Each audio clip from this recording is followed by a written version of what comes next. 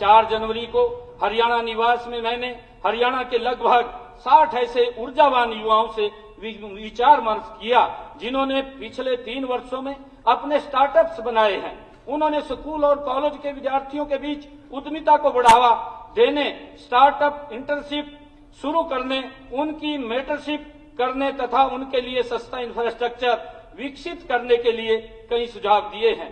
Product designing, branding और विक्रय से जुड़े उनके सभी सुझावों को स्वीकार करते हुए मैंने हरियाणा वेंचर कैपिटल फंड को इन पर तेजी से कार्य करने के निर्देश दिए हैं। इसके अतिरिक्त हरियाणा सरकार निजी निवेशकों को 2000 करोड़ रुपए का एक फंड ऑफ फंड्स बनाने के लिए प्रेरित एवं प्रोत्साहित करेगी, जो हरियाणा के स्टार्टअप्स में निवेश करके हमारे प्रदेश को नवाचार और उद्यमिता के प्रमुख केंद्र के रूप में स्थापित करेगा। माननीय अध्यक्ष जी, प्रदेश के स्वर्णिम भविष्य के लिए अनिवार्य है कि हम हमारे युवाओं को और आने वाली पीढ़ी को नशे के जाल में फंसाने से बचा पाएं। इसके लिए मेरा संकल्प जो substance abuse and narcotics knowledge awareness and liberation programme authority, यह प्राधिकरण नाम से यह नया प्राधिकरण गठित करने का प्रस्ताव है। यह प्राधिकरण समूचे प्रदेश में नशे की मांग और आपूर्ति दोनों को जड़ से खत्म करने के लिए सभी दूसरे विभागों के साथ कंधे से कंधा मिलाकर और सारे समाज को साथ लेकर हरियाणा के युवाओं को एक विवेकपूर्ण विकास के मार्ग पर ले जाने का सतत प्रयास करेगा। इस प्राधिकरण के लिए मैं 10 करोड़ रुपए का प्रारंभिक आवंटन करने का मेरा प्रस्ताव है। आदरणीय अध्यक्ष जी, इस उपलक्ष्य में हम डंकी रूट की गंभीर समस्या के निवारण के लिए भी प्रतिबद्ध हैं। इस उद्देश्य से इसी सत्र में हम एक बिल भी लेकर आएंगे। मुझे आशा है कि यह महान सदन उसे सर्वसम्मति से पारित करेगा। हरियाणा विदेश सहयोग विभाग के अंतर्गत कार्यरत हरियाणा ओवरसीज एम्प्लॉयमेंट सेल और हरियाणा कौशल एवं रोजगार निगम के माध्यम से हम अपने इच्छुक युवाओं को अंतर्राष्ट्रीय रोजगार दिलवाने के लिए सुरक्षित मार्ग भी प्रशस्त करेंगे। आदरणीय अध्यक्ष जी, हमने इसी वर्ष मिशन हरियाणा 2047 नामक एक उच्च स्तरीय टास्क फोर्स की शुरुआत भी की है। इसने हरियाणा के सकल घरेलू उत्पाद को 1 ट्रिलियन अमेरिकी डॉलर के स्तर तक पहुंचाने और हरियाणा में 50 लाख नए रोजगार पैदा करने के लिए एक प्रभावी योजना विकसित करने के लिए कार्य शुरू कर दिया है। हर्ष की बात है कि मिशन ने वित्त वर्ष 2025-26 में ही कुछ जिलों के लिए अपनी योजनाओं का प्रूफ ऑफ कॉन्सेप्ट बनाकर देने का आश्वासन दिया है। इस मिशन के लिए प्रारंभिक निधि के रूप में 5 करोड़ रुपए के आवंटन का मेरा प्रस्ताव है। आदरणीय अध्यक्ष जी, विभिन्न विभागों के बजट प्रस्तावों को प्रस्तुत करने से पहले अर्थव्यवस्था और राजकोष की दशा और दिशा के बारे में सदन को अवगत कराने की पुरानी परंपरा है। इसी के निर्वहन में मैं महान कवि श्री मैथिली शरण गुप्त जी के इन शब्दों से शुरुआत करना चाहता हूं। हम क्या थे, क्या हो गए। हम क्या थे, क्या हो गए और क्या होंगे अभी। आओ विचारों आज मिलकर ये समस्याएं सभी। आदरणीय अध्यक्ष जी, वर्ष 2014-15 में हरियाणा का सकल घरेलू उत्पाद अर्थात जीडीपी 4,37,145 करोड़ रुपए थी, जबकि इसकी तुलना में वर्ष 2024-25 में हरियाणा की अनुमानित जीडीपी 12,13,951 करोड़ रुपए है। इसी प्रकार वर्ष 2014-15 में हरियाणा की प्रति व्यक्ति आय 1,47,382 रुपए थी, जबकि इसकी तुलना में वर्ष 2024-25 में हरियाणा की अनुमानित प्रति व्यक्ति आय 3,53,182 रुपए है। आदरणीय अध्यक्ष जी, इसी प्रकार पिछले 10 वर्षों में हमारी कड़ी मेहनत से राज्य की जीडीपी औसतन 10.8% की दर से बढ़ी और प्रदेश की प्रति व्यक्ति आय औसतन 9.1% की दर से बढ़ी है। इसके लिए मैं इस सदन को बधाई देता हूं और 13वीं और 14वीं विधानसभा के सभी सदस्यों द्वारा दिए गए रचनात्मक सहयोग के लिए उनका भी आभार प्रकट करता हूं। आदरणीय अध्यक्ष जी, वर्ष 2014-15 में हरियाणा के बजट में राजस्व घाटा तत्कालीन जीडीपी का 1.90% था। वर्ष 2024-25 में राजस्व घाटा जीडीपी का 1.47% रहने का अनुमान है। इसी प्रकार यदि राजस्व घाटे को कुल बजट के प्रतिशत के रूप में देखें तो यह 2014-15 के 13.4% से कम होकर 2024-25 में 9.9% रहने का अनुमान है। स्पष्ट है, दोनों दृष्टिकोणों से हमारे राजस्व घाटे में पिछले 10 वर्षों में काफी कमी आई है। माननीय अध्यक्ष जी, 2014-15 में हरियाणा के बजट में राजकोषीय घाटा फिक्सल डेफिसिट तत्कालीन जीडीपी का 2.88% था। वर्ष 2024-25 में राजकोषीय घाटा जीडीपी का 2.68% रहने का अनुमान है। याद रहे कि राजकोषीय उत्तरदायित्व तथा बजट प्रबंधन अधिनियम अर्थात FRBM एक्ट के अनुसार किसी भी वर्ष किसी भी राज्य सरकार का राजकोषीय घाटा उस राज्य की उस वर्ष की जीडीपी के 3% से अधिक नहीं होना चाहिए। अतः इसमें 2014-15 के 2.88% के मुकाबले अब 2.68% तक की गिरावट हमारे कुशल वित्तीय प्रबंधन का परिचायक है।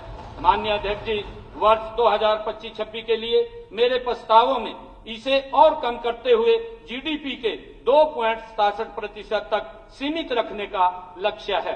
अर्थशास्त्र का सर्वमान्य सिद्धांत है कि सरकार को अपने राजस्व खर्चों के लिए ऋण लेना नहीं चाहिए। माननीय अध्यक्ष जी, साथ ही पूंजीगत खर्चे कैपिटल एक्सपेंडिचर के लिए एक सीमा तक ऋण लेने में कोई बुराई नहीं होती, वरना इसे लेना भी चाहिए। आदरणीय अध्यक्ष जी, इसलिए प्रभावी राजस्व घाटा राजकोषीय प्रबंधन का एक बेहतर संकेतक है, क्योंकि इसमें राजस्व घाटे में से पूंजीगत परिसंपत्तियों के सृजन हेतु दिया गया अनुदान शामिल नहीं होता।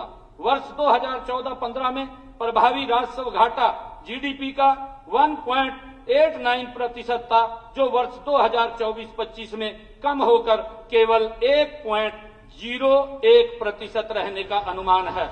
इसी कमी से यह स्पष्ट है कि हमारी सरकार ने पिछले 10 वर्षों में पूंजीगत परिसंपत्तियों के सृजन पर बहुत बल दिया है। माननीय अध्यक्ष जी, उपरोक्त उपलब्धियों के बावजूद कई बार सरकार द्वारा लिए गए ऋण के आंकड़े को लेकर लोगों को भ्रमित करने का प्रयास किया जाता है।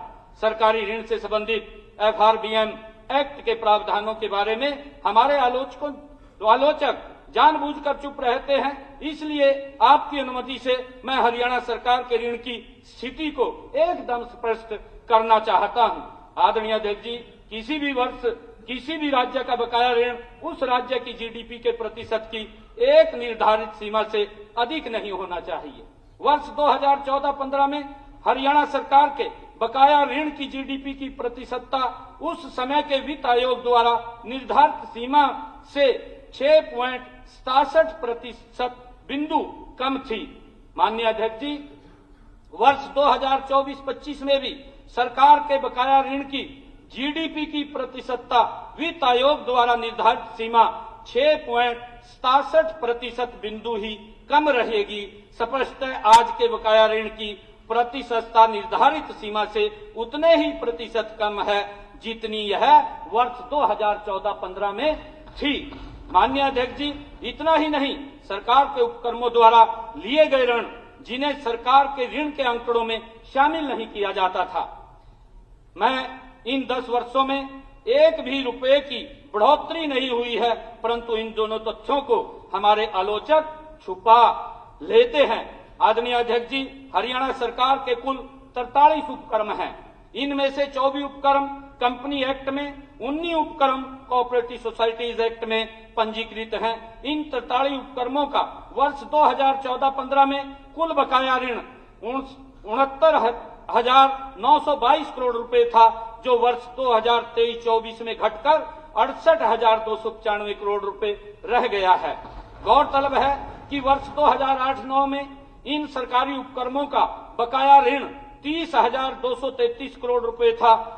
आंकड़े गवाह हैं कि जहां एक और 2008-9 से लेकर 2014-15 के बीच के 6 वर्षों में सरकारी उपक्रमों का बकाया ऋण 30,233 करोड़ रुपए से बढ़कर 69,922 करोड़ रुपए हो गया था, वहीं 2014-15 से लेकर 2023-24 के बीच की 9 वर्षों की अवधि में सरकारी उपक्रमों का बकाया ऋण बढ़ने की बजाय 1,627 करोड़ रुपए आदरणीय अध्यक्ष जी कम हुआ है। इससे यह सिद्ध होता है कि हमारी सरकार ने पिछले 10 वर्षों में सरकारी उपक्रमों के ऋणों पर जबरदस्त नकेल कसी है। माननीय अध्यक्ष जी, यह किसी चमत्कार से कम नहीं है। यह चमत्कार संभव हो पाया है आदरणीय अध्यक्ष जी श्री नरेंद्र मोदी जी के दृढ़ संकल्प से, जिन्होंने उदय स्कीम को लागू किया है, जिसके अंतर्गत बिजली निगमों के 25,950 करोड़ रुपए के ऋण वर्ष 2015-16 व 16-17 में हरियाणा सरकार द्वारा अपने खाते में ले लिए गए थे। श्री मनोहर लाल जी की इच्छा शक्ति से HSIIDC और HSVP की कार्य प्रणाली में आमूलचूल परिवर्तन किए गए हैं। वर्ष 2023-24 के वास्तविक अनुमानों के हिसाब से हमारे 43 उपक्रमों में से 28 उपक्रम लाभ में हैं, जिन्होंने 1,746 करोड़ रुपए का शुद्ध लाभ आदरणीय अध्यक्ष जी कमाया है। वर्ष 2014-15 में केवल 20 उपक्रम लाभ में थे, जिनका लाभ मात्र 450 करोड़ रुपए था। इसी सच्चाई के चलते मेरा सभी से अनुरोध है कि जब भी कोई नेता जनता को हरियाणा सरकार द्वारा लिए गए ऋण के बारे में बताए तो यह जरूर स्पष्ट करे कि जब वे सत्ता में थे तो सरकार का ऋण GDP का कितने प्रतिशत था और सरकारी उपक्रमों का ऋण कितना था। आदरणीय अध्यक्ष जी, जहां राजकोष के कुशल वित्तीय प्रबंधन में सभी विभागों के अधिकारियों और कर्मचारियों की एक सराहनीय भूमिका होती है, वहीं वे अक्सर अपनी किसी भी स्कीम को बंद नहीं होने देना चाहते। इसलिए मैंने सभी विभागों को विशेष आग्रह किया है कि वे अपनी उन स्कीमों को बंद करें जो अनुपयोगी हो गई हैं, और जहां एक ही उद्देश्य वाली 2 या 2 से अधिक स्कीमें चल रही हैं, उनका वे विलय करें। मुझे खुशी है कि इस बजट में हमने 11 विभागों की 48 योजनाओं का विलय कर दिया है और 20 योजनाओं को समाप्त कर दिया है। आदरणीय अध्यक्ष जी, हरियाणा की अर्थव्यवस्था और राजकोष के स्वास्थ्य पर इस दृष्टिपात के बाद अब वर्ष 2025-26 के हरियाणा बजट प्रस्तुतिकरण के ठीक पहले मैं हृदय की गहराइयों से इस महान सदन के सभी सदस्यों का आभार प्रकट करना चाहता हूं। आप सभी ने 3 और 4 मार्च को रेड बिशप पंचकुला में मुझे इस बजट के लिए अनेक बहुमूल्य सुझाव दिए। आपको याद होगा कि मैंने पूरी तल्लीनता से आपके सभी सुझाव सुने थे और उन्हें नोट भी किया था। कुछ सदस्यों द्वारा मुझे लिखित सुझाव भी दिए गए थे। मैं आशा करता हूं कि आप भी आज पूरी तल्लीनता से मेरे हर प्रस्ताव को सुनेंगे। बीच बीच में जब जब आपको किसी प्रस्ताव में अपना सुझाव स्वीकृति हुआ दिखे तो आप उसका स्वागत करें, मुझे अच्छा लगेगा। मेरा विश्वास है कि हर सदस्य को बजट भाषण के अंत तक ऐसे कई अवसर मिलेंगे। इस बजट को बनाने में हम सब ने मिलकर प्रयास किया है। मेरा मानना है कि इसलिए यह बजट तेजस्वी बन पाया है। आप जानते हैं कि मिलकर प्रयास करने को संस्कृत में सहवीर्य करवावहे कहते हैं और प्रभु ऐसा करने पर परिश्रम के विषय या अवधीनत को तेजस्वी करते हैं। इसलिए आइए बजट प्रस्तावों की शुरुआत से पहले शांति मंत्र का हम सब मिलकर के पाठ करें। ओम ओम सहना वनत्तु सहनो वनत्तु सह वीर्यम करवावहे तेजस्वी वदीनात्मस्तु मां द्विषावहे। ओम शांति शांति। माननीय अध्यक्ष महोदय, अब मैं 2025-26 के लिए कुल 2,05,017.29 करोड़ रुपए का बजट प्रस्ताव करता हूं, जो वर्ष 2024-25 के संशोधित आंकड़ों 1,80,313.57 करोड़ रुपए से 13.7% अधिक है। माननीय अध्यक्ष जी, कृषि व संबंधित प्राथमिक क्षेत्र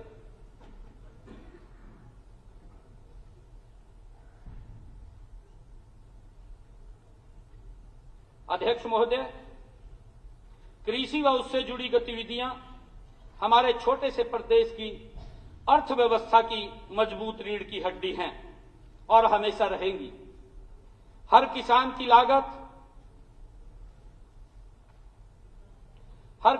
लागत कम करना उसकी फसलों की पैदावार को हर वर्ष बढ़ाते रहना, हर फसल को एमएसपी पर खरीद की गारंटी देना, उसके खेत की मिट्टी की सेहत अच्छी रखना, उसके पानी की हर बूंद से अधिक उपज लेना, उसे अच्छे बीज, खाद और कीटनाशक उपलब्ध करवाना, उसकी रासायनिक खाद पर निर्भरता कम करना, प्राकृतिक और जैविक खेती को बढ़ावा देना और उसकी आय को लगातार बढ़ाते रहना हमारी सरकार की पिछले 10 वर्षों की तरह इस वर्ष भी परम प्राथमिकताएं रहेंगी।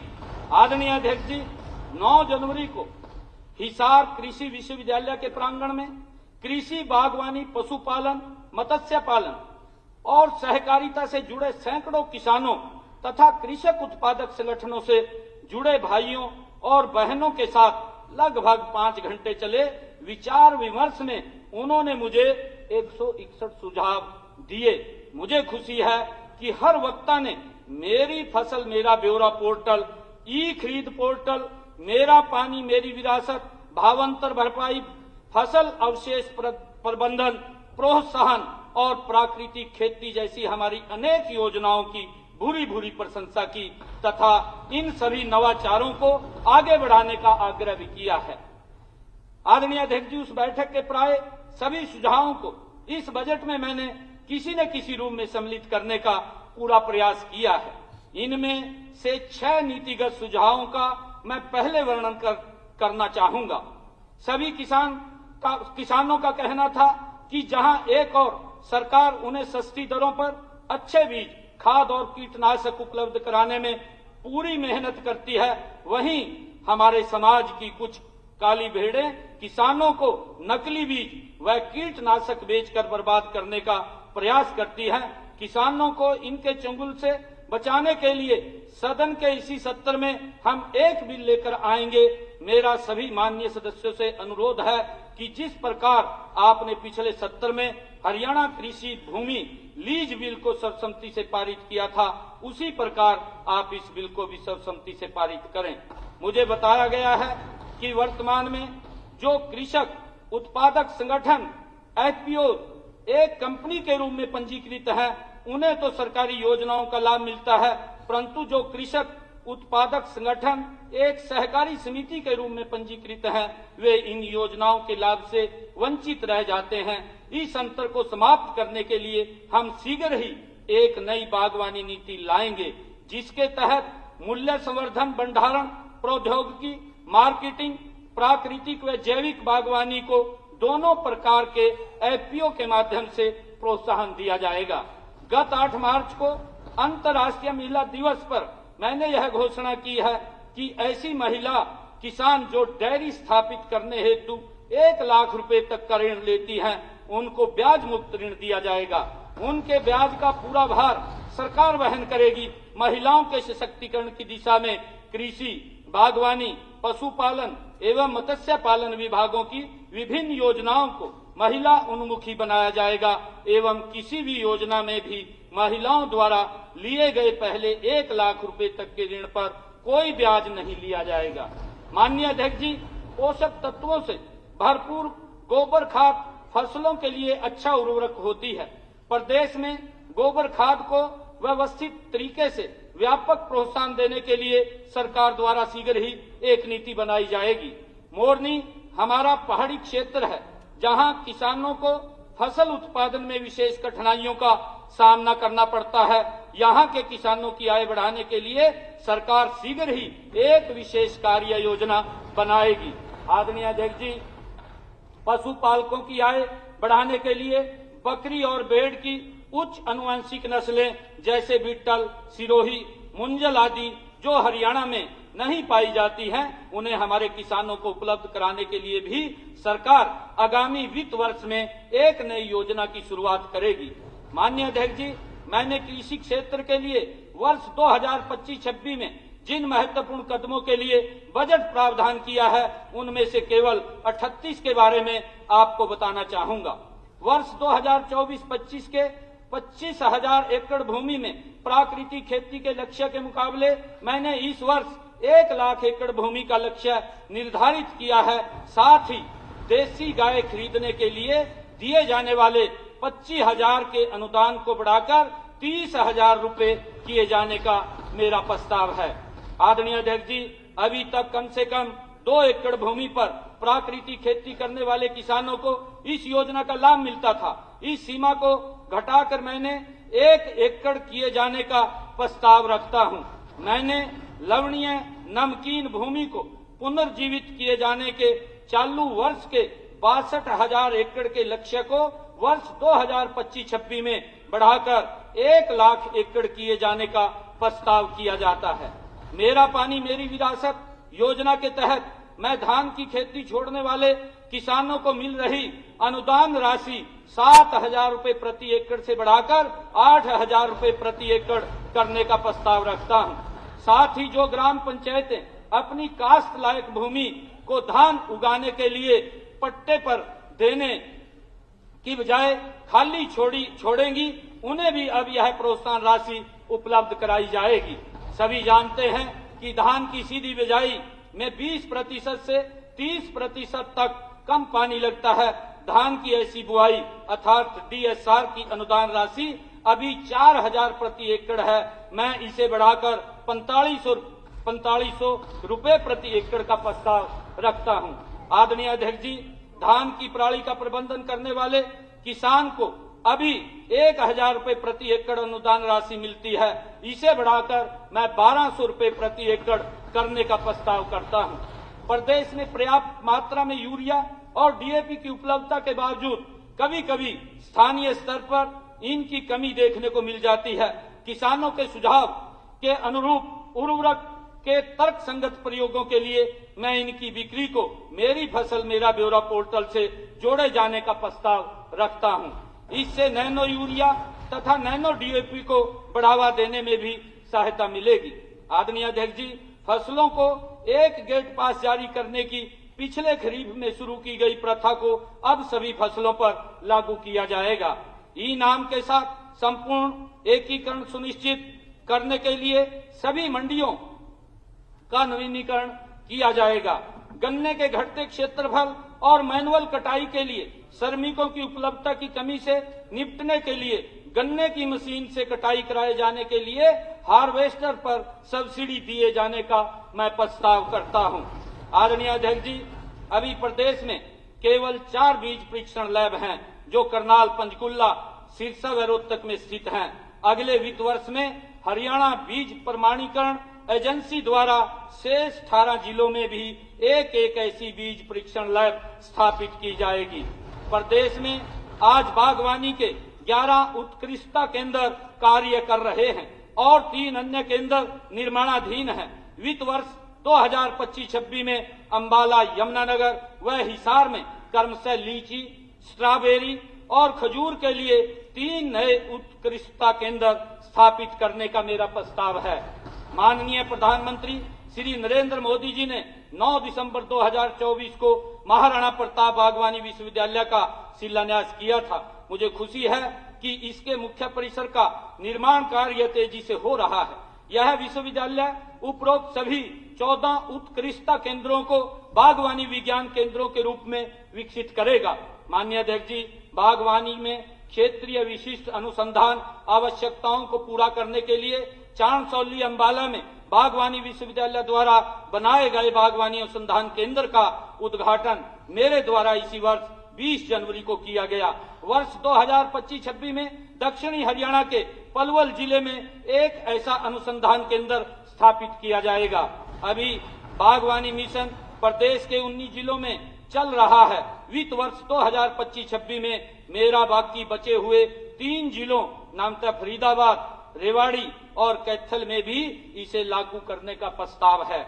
आदरणीय अध्यक्ष जी, इसके अतिरिक्त सभी 22 जिलों में 400 बागवानी क्लस्टर्स के माध्यम से तथा जापान सरकार की सहायता से अगले 9 वर्षों में 2,738 करोड़ रुपए की लागत से एक नया सतत सस्टेनेबल बागवानी प्रोजेक्ट शुरू किया जाएगा।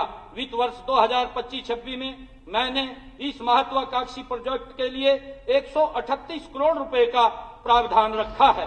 मैंने 3 उभरती हुई गतिविधियों मशरूम, कंपोस्ट और कंपाउंड हाईटेक हाइड्रोपोनिक्स और एरोपोनिक्स तथा एफपीओ द्वारा बनाए गए 20 किलोवाट से अधिक लोड वाले कोल्ड स्टोरों को 7 रुपये 50 पैसे के बजाय अब 6 रुपये 50 पैसे प्रति यूनिट की दर से बिजली देने का निर्णय किया गया है। इस आशय से हरियाणा विद्युत विनियामक आयोग को आदेश देकर एक नई कैटेगरी बनाई जाएगी। माननीय अध्यक्ष जी, मेरा फसल मेरा ब्यौरा पोर्टल में अभी कुछ फसलों के लिए ही इंटर क्रॉपिंग की सुविधा दी जाती है। यह सुविधा अगले वित्त वर्ष से सारी फसलों के लिए उपलब्ध कराई जाएगी। माननीय अध्यक्ष जी, हरियाणा सरकार द्वारा 2600 करोड़ रुपए की लागत से गन्नौर में बनाई जा रही अंतर्राष्ट्रीय फल एवं सब्जी मंडी का निर्माण कार्य तेजी से प्रगति पर है। इसके पहले चरण में 400 दुकानों के लिए 5 सेट तथा उनके लिए सभी मूलभूत सुविधाएं आगामी नवंबर तक पूरी कर ली जाएंगी। यह आधुनिक मंडी किसानों को सस्ती दरों पर बेहतर मूल्य, उन्नत भंडारण और कोल्ड स्टोर की सुविधाएं प्रदान करेंगी, जिससे उनकी आय में वृद्धि होगी। राष्ट्रीय और अंतर्राष्ट्रीय बाजारों से किसानों का सीधा जुड़ाव होने से कृषि उत्पादकों का निर्यात भी बढ़ेगा। आदरणीय अध्यक्ष जी, मैं गुरुग्राम में फूलों की खरीद और बिक्री के लिए एक अत्याधुनिक एवं वातानुकूलित फूल मंडी की स्थापना करने का प्रस्ताव रखता हूं।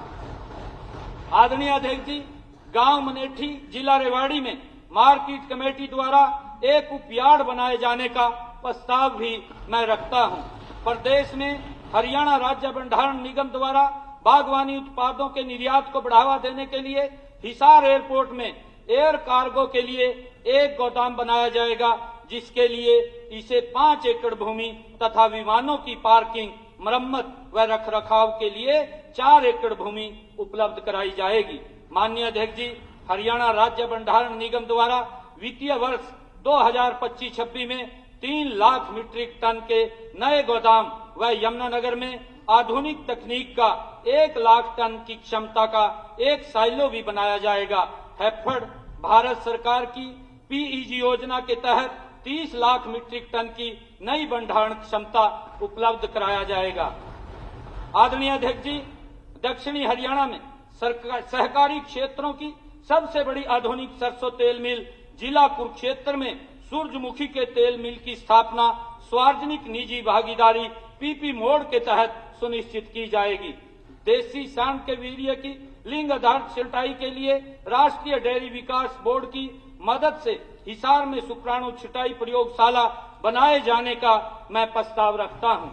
आदरणीय अध्यक्ष जी, मैं गौ सेवा आयोग के तहत 1000 तक पशुओं वाली गौशालाओं को एक ई रिक्शा तथा 1000 से अधिक पशुओं वाली गौशालाओं को 2 ई रिक्शा उपलब्ध कराए जाने और गौशालाओं की क्षमता बढ़ाने के लिए पंजीकृत गौशालाओं में 51 सेट बनाने के लिए 5 करोड़ रुपए की राशि अनुदान के रूप में दिए जाने का प्रस्ताव रखता हूं। आदरणीय अध्यक्ष जी, लोगों की आस्था व गौ प्रेम को बनाए रखने के लिए हर जिले में एक नया गौ अभ्यारण्य बनाने का भी मेरा प्रस्ताव है, ताकि बेसहारा गौ वंश को व्यवस्थित तरीके से सुरक्षित किया जा सके। माननीय अध्यक्ष जी, पशुपालक किसानों को पशु बीमा योजना के तहत एक किसान को अभी अधिकतम 5 पशुओं के बीमे की सीमा है, मैं इसे बढ़ाकर 10 पशुओं तक किए जाने का प्रस्ताव रखता हूं। मैंने 60 करोड़ रुपए की लागत से सभी पशु चिकित्सा संस्थाओं में दवाइयों व उन्नत डायग्नोस्टिक उपकरणों जैसे एक्सरे, अल्ट्रासाउंड लगाने के लिए मैंने प्रस्ताव किया है। ये सेवाएं पशुपालकों को निःशुल्क उपलब्ध करवाई जाएंगी। आदरणीय अध्यक्ष जी, सफेद झींगा के उत्पादन की लागत कम करने के लिए सोलर लगाए जाने पर दिए जाने वाले अनुदान की 10 किलोवाट की सीमा को बढ़ाकर 30 किलोवाट करने का भी मेरा प्रस्ताव है। मैं सिरसा और भिवानी में सफेद झींगा व मछली के पालन को बढ़ावा देने के लिए एक एकीकृत एक्वा पार्क उत्कृष्टता केंद्र स्थापित किए जाने का भी प्रस्ताव रखता हूं। आदरणीय अध्यक्ष जी, प्रदेश के इतिहास में पहली बार मुख्यमंत्री दुग्ध उत्पादक प्रोत्साहन योजना के तहत वित्तीय वर्ष 2025-26 में 70 करोड़ रुपए की आवंटन प्रोत्साहन राशि सहकारी दुग्ध उत्पादकों को दूध भुगतान के साथ ही दी जाएगी। वर्तमान में हरियाणा डेयरी विकास सहकारी परिसंघ प्रतिदिन औसतन 4.75 लाख लीटर दूध की खरीद करता है। वित्त वर्ष 2025-26 में इसे 15% बढ़ाकर प्रतिदिन औसतन 5.45 लाख लीटर करने का लक्ष्य रखा गया है। आदरणीय अध्यक्ष जी, प्रदेश के हर ब्लॉक में एक दूध संग्रह केंद्र तथा प्रत्येक जिले में एक शीतलन केंद्र विकसित किया जाएगा। किसानों की पैक्सों की तरफ बकाया जात की समस्या के समाधान के लिए एक मुश्त निपटान योजना लाए जाने का मैं प्रस्ताव रखता हूं। आदरणीय अध्यक्ष जी, गर्व की बात है कि 2021-22 में शुरू की गई हरित स्टोर नामक योजना के तहत 1250 स्टोर ग्रामीण व शहरी क्षेत्रों में खुल चुके हैं, जिनमें से 758 दुकानें मुद्रा ऋण से संचालित की जा रही हैं। हरियाणा में हरित योजना के माध्यम से कुल लगभग 1000 करोड़ रुपए का राजस्व अर्जित हुआ है। मैं वर्ष 2025-26 में अतिरिक्त 750 हरित स्टोर खोलने का प्रस्ताव रखता हूं। आदरणीय अध्यक्ष जी, वर्तमान में हरियाणा डेयरी विकास सहकारी परिसंघ 638 वीटा दूध के बूथ संचालित करता है। वर्ष 2025-26 में ऐसे 350 नए वीटा बूथ खोले जाएंगे।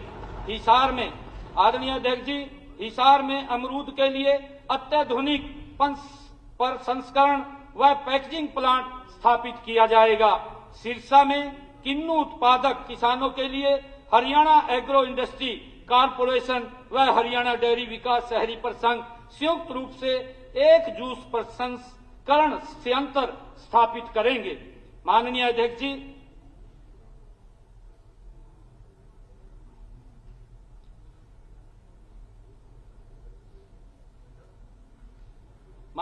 जी, समय के अभाव के चलते माननीय सदन के समक्ष केवल कुछ चुनिंदा प्रस्तावों के बारे में ही बताया है।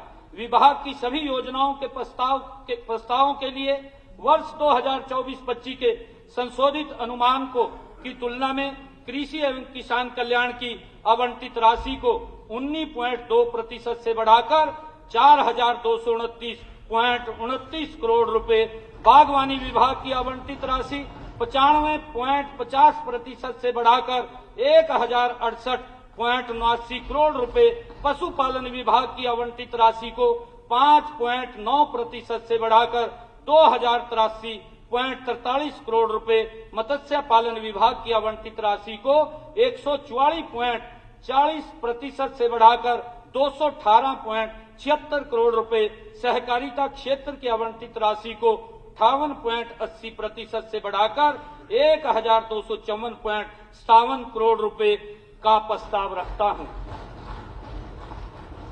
आदरणीय अध्यक्ष जी, सुशिक्षित हरियाणा, इस बजट को बनाते समय क्षेत्रीय एवं विभागीय सोच से ऊपर उठकर आम हरियाणा के लिए दो सबसे महत्वपूर्ण विषयों पर मैंने विशेष रूप से ध्यान दिया है। ये विषय हैं शिक्षा तथा स्वास्थ्य। यदि कृषि हमारी अर्थव्यवस्था की रीढ़ की हड्डी है, तो शिक्षा और स्वास्थ्य इसकी दो बाजुएं हैं। मेरा मानना है कि विकसित हरियाणा के हमारे संकल्प की सिद्धि में सुशिक्षित तथा स्वस्थ समाज का सबसे बड़ा योगदान रहेगा। आदरणीय अध्यक्ष जी, हरियाणा में हर शिशु, हर किशोर, हर किशोरी, हर युवा और हर युवती को अत्याधुनिक एवं गुणवत्तापूर्ण शिक्षा कैसे मिले, इसे लेकर 13 जनवरी को कुरुक्षेत्र में युवाओं के साथ, 20 जनवरी को पंचकुला में महिलाओं के साथ और 5 मार्च को चंडीगढ़ में शिक्षाविदों के साथ की गई बजट पूर्व परामर्श बैठकों में मुझे अनेक सुझाव मिले हैं।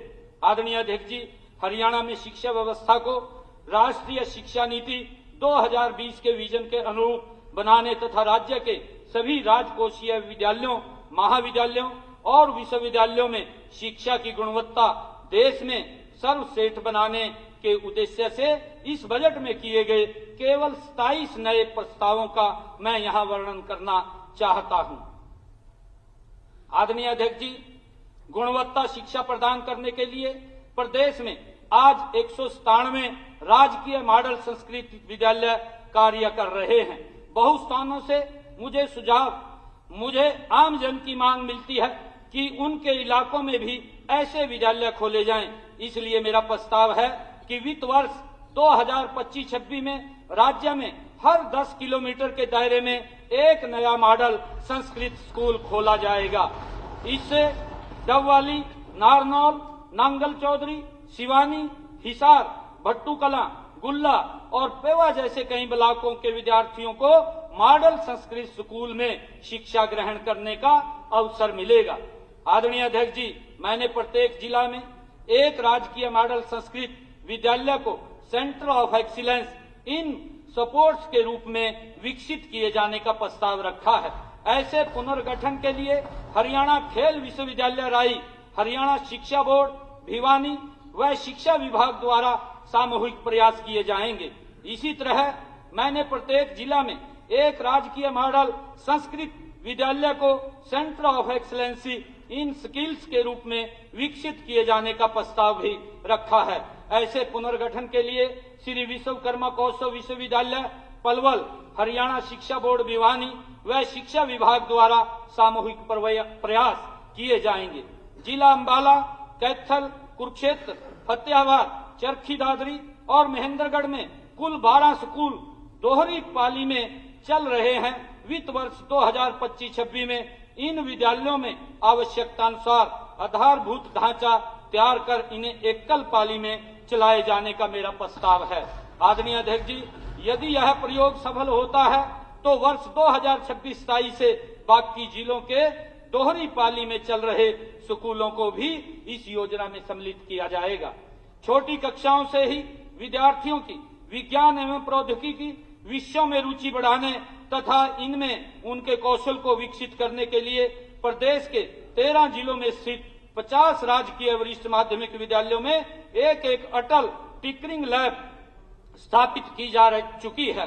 वित्त वर्ष 2025-26 में 615 अन्य राजकीय वरिष्ठ माध्यमिक विद्यालयों में एक नई विज्ञान, प्रौद्योगिकी, इंजीनियरिंग एवं गणित स्टेम लैब स्थापित की जाएगी। इस प्रकार एक भी जिला इनसे अछूता नहीं रहेगा। इनमें 12वीं कक्षा तक के विद्यार्थियों को रोबोटिक्स, 3D प्रिंटिंग व AI जैसी आधुनिक तकनीकों की शिक्षा भी दी जाएगी। आदरणीय अध्यक्ष जी, यह चिंता का विषय है कि अभी तक अंतर्राष्ट्रीय व राष्ट्रीय गणित ओलंपियाड दोनों में हरियाणा का प्रतिनिधित्व बहुत कम रहा है। राजकीय विद्यालयों में तो इन प्रतियोगिताओं के बारे में रुचि न के बराबर है। मेरा मानना है कि हमें इन दोनों प्रतियोगिताओं में हरियाणा के प्रतिभावान विद्यार्थियों की भागीदारी सुनिश्चित करनी चाहिए। जैसे खेल प्रतिस्पर्धाओं में हमारे बच्चे अंतर्राष्ट्रीय व राष्ट्रीय प्रतियोगिताओं में मेडल जीत कर लाते हैं, कोई कारण नहीं है कि गणित ओलंपियाड में वे ऐसा न कर पाएं। अतः प्रदेश के विद्यार्थियों में गणितीय सोच को बढ़ावा देने के लिए 10वीं से 12वीं कक्षा के विद्यार्थियों के लिए हर वर्ष हरियाणा मैथ ओलंपियाड आयोजित कराई जाएगी।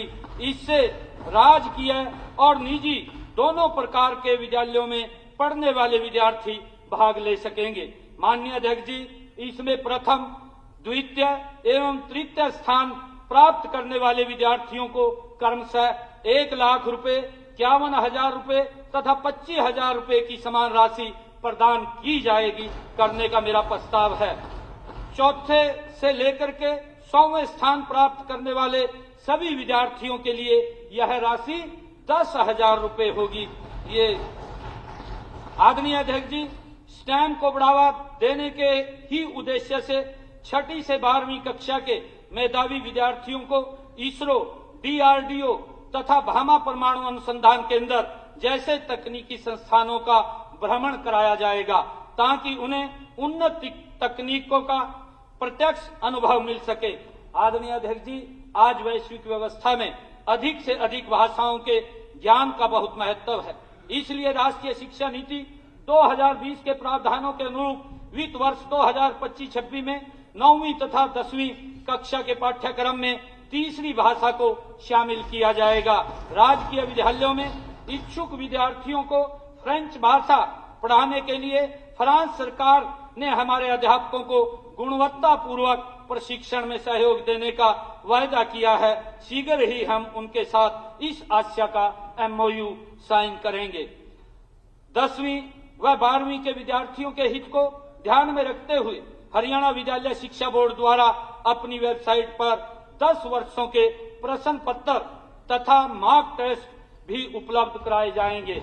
आदरणीय अध्यक्ष जी, अपना स्टार्टअप बनाने की इच्छा विद्यार्थियों में प्रबल करने के उद्देश्य से शैक्षणिक सत्र 2025-26 से हर जिले में उद्यमिता प्रतियोगिताएं आयोजित करने और चयनित टीमों को उनके विचार को व्यावसायिक मॉडल में परिवर्तित करने के लिए 1 लाख रुपए राशि दिए जाने का भी मेरा प्रस्ताव है। आदरणीय अध्यक्ष जी, मैं विद्यार्थियों एवं अध्यापकों की सुरक्षा के हित में हर PN Shri school, model Sanskrit school तथा हर क्लस्टर स्कूल कुल मिलाकर 1497 राजकीय विद्यालयों में सुरक्षा निगरानी व अनुशासन के लिए CCTV कैमरे लगाए जाने का प्रस्ताव भी रखता हूं। आदरणीय अध्यक्ष जी, सभी 197 राजकीय मॉडल संस्कृत विद्यालयों एवं सभी 250 PN श्री विद्यालयों में पुस्तकालयों का निर्माण करने तथा इन्हें स्कूल समय के उपरांत सामान्य जन के उपयोग के लिए भी खुला रखने का मेरा प्रस्ताव है। आदरणीय अध्यक्ष जी, बुनियाद कार्यक्रम वर्ष 2022-23 में 9वीं तथा 10वीं कक्षाओं के विद्यार्थियों की बुनियादी समझ को बढ़ाने के लिए शुरू किया गया था, ताकि वे देश और प्रदेश स्तरीय प्रतियोगी परीक्षाओं के लिए तैयार हो सकें। 103 ऑनलाइन केंद्रों के माध्यम से हर वर्ष करीब 6000 विद्यार्थियों को इस कार्यक्रम के तहत प्रशिक्षित किया जाता है। विद्यार्थियों और अभिभावकों की बढ़ती हुई रुचि और आग्रह पर 2025-26 शैक्षणिक सत्र से 4 जिलों नामता, गुरुग्राम, हिसार, कुरुक्षेत्र व पानीपत में इसे ऑफलाइन माध्यम से भी शुरू किया जाएगा। आदरणीय अध्यक्ष जी, हरियाणा सरकार के हर विभाग के प्रथम व द्वितीय श्रेणी के अधिकारियों द्वारा हर महीने एक दिन किसी न किसी राजकीय विद्यालय में जाकर समय लगाना अनिवार्य किया जाएगा। वे इस दिन कम से कम 2-3 घंटे अपनी रुचि के विषय तथा अपने विभाग के प्रकल्पों पर विद्यार्थियों से चर्चा करने के साथ साथ उनकी कैरियर काउंसलिंग भी करेंगे, ये भी मैंने प्रस्ताव किया है। आदरणीय अध्यक्ष जी, हम हरियाणा को उच्चतर शिक्षा के लिए एक वैश्विक अध्ययन गंतव्य बनाना चाहते हैं। इस लक्ष्य को सामने रखते हुए मैंने वर्ष 2025-26 में राजकीय मॉडल संस्कृत विद्यालयों की तर्ज पर हर जिले में एक राजकीय महाविद्यालय को मॉडल संस्कृत महाविद्यालय के रूप में विकसित करने का प्रस्ताव किया है। इन आदर्श संस्कृत महाविद्यालयों में उत्कृष्ट शैक्षिक मानक, समर्पित शिक्षण सुविधाएं और विद्यार्थी कल्याण पर विशेष ध्यान दिया जाएगा। आदरणीय अध्यक्ष जी, उच्चतर शिक्षा की आत्मा अनुसंधान एवं शोध कार्य में बसती है। इस और अभी तक तुलनात्मक कम ध्यान दिया गया है। अतः मेरा हरियाणा के महाविद्यालयों और विश्वविद्यालयों में विद्यार्थियों एवं अध्यापकों द्वारा अनुसंधान को बढ़ावा देने के लिए 20 करोड़ रुपए के प्रारंभिक आवंटन से हरियाणा राज्य अनुसंधान कोष बनाए जाने का प्रस्ताव मैं रखता हूं। आदरणीय अध्यक्ष जी, अभी महाविद्यालयों के स्टेम पाठ्यक्रमों में लड़कियों की संख्या बहुत कम है। इस हालात को बदलने के लिए मैं कल्पना चावला छात्रवृत्ति योजना शुरू करने का प्रस्ताव रखता हूं। इसके अंतर्गत विज्ञान और इंजीनियरिंग में स्नातक और स्नातकोत्तर की पढ़ाई करने वाली छात्राओं को 1 लाख रुपए वार्षिक तक की छात्रवृत्ति दी जाएगी। आदरणीय अध्यक्ष जी, हरियाणा सरकार के सभी राजकीय महाविद्यालयों में पहले से ही सभी लड़कियों के लिए स्नातक स्तर तक ट्यूशन फीस माफ है। मेरे ध्यान में लाया गया कि कुछ राजकीय महाविद्यालयों के प्रांगण में स्थित महाविद्यालयों में ऐसा नहीं है। ऐसे महाविद्यालयों में BSc कोर्सेज में पढ़ रही उन लड़कियों की ट्यूशन फीस माफ करने का मैं प्रस्ताव रखता हूं, जिनके परिवारों की वार्षिक आय 3 लाख रुपए से कम है। आदरणीय अध्यक्ष जी, सभी विश्वविद्यालयों और महाविद्यालयों में उद्योग एकेडमिक भागीदारी को अनिवार्य किया जाएगा ताकि युवाओं को रोजगार क्षमता बढ़े।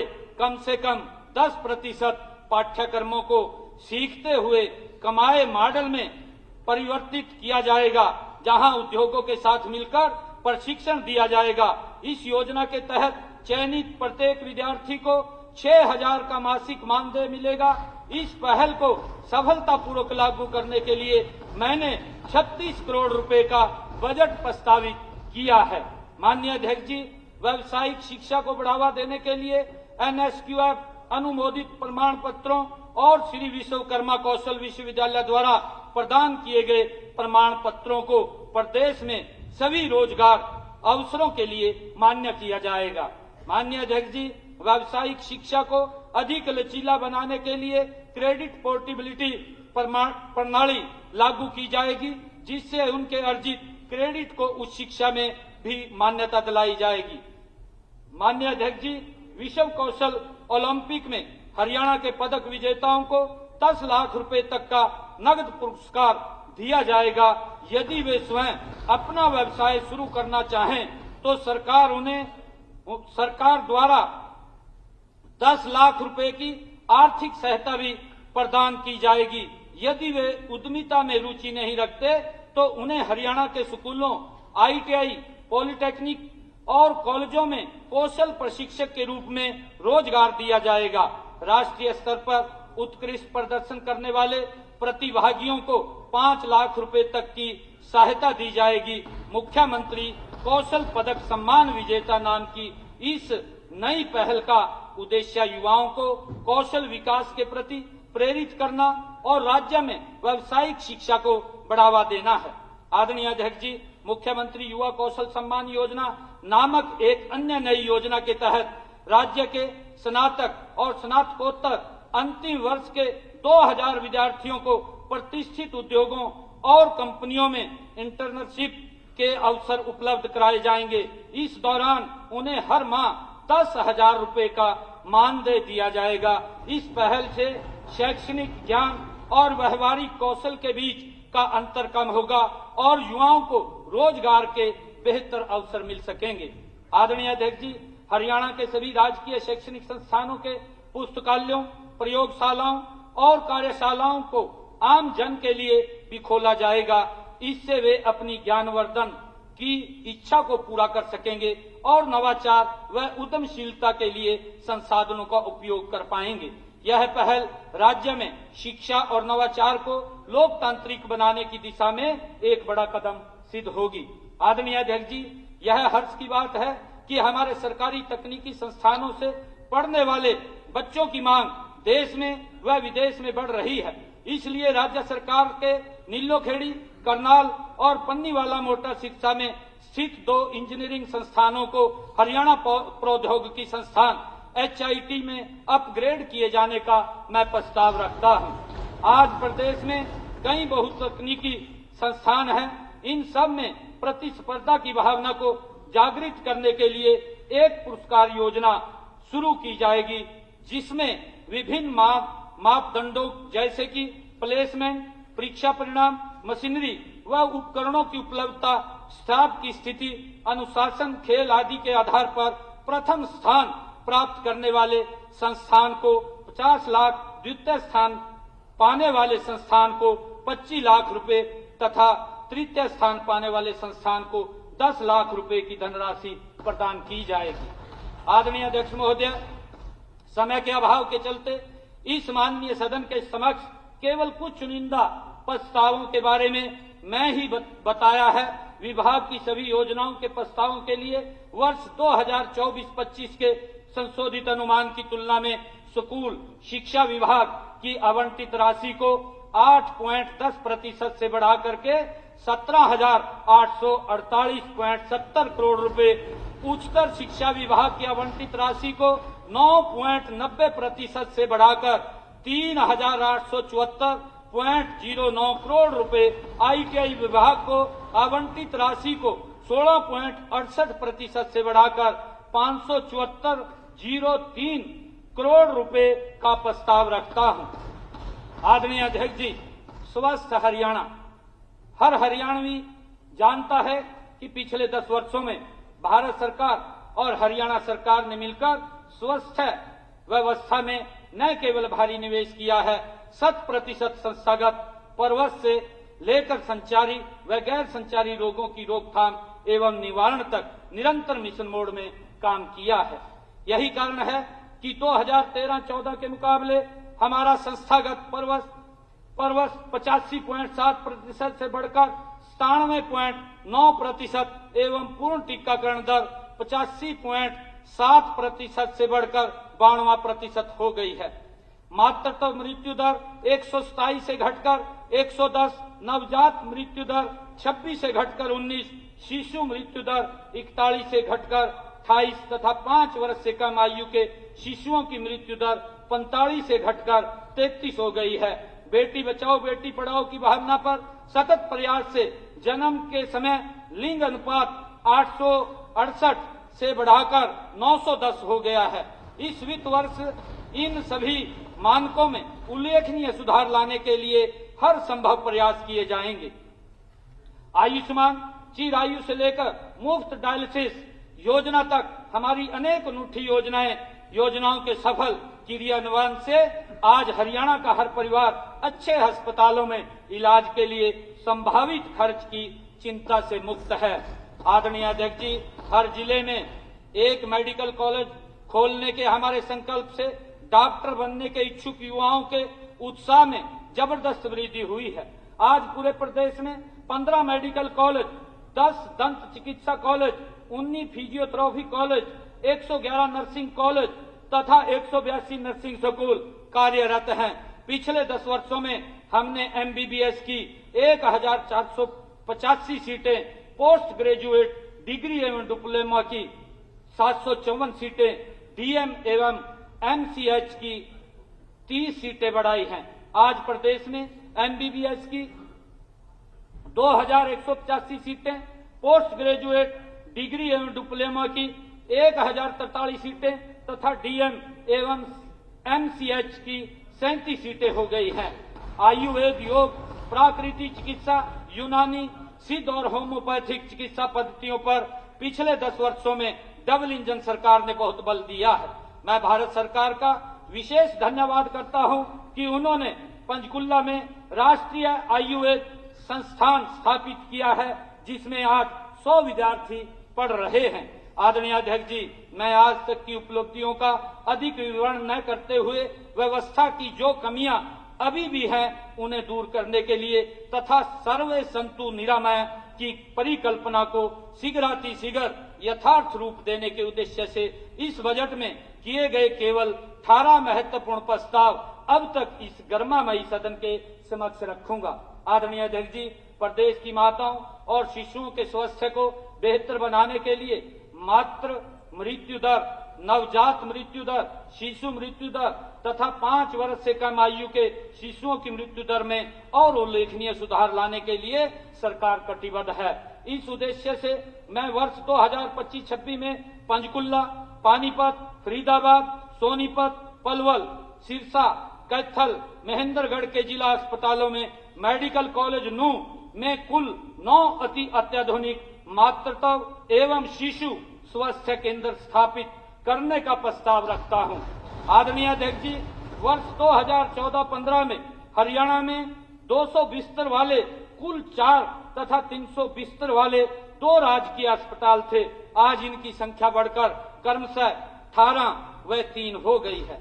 पलवल, रोहतक एवं चरखी दादरी जिला अस्पतालों तथा अल आभिया जिला अस्पताल मांडी खेड़ा नू को 100 से 200 बिस्तर अस्पताल में अपग्रेड करने की स्वीकृति दे दी गई है।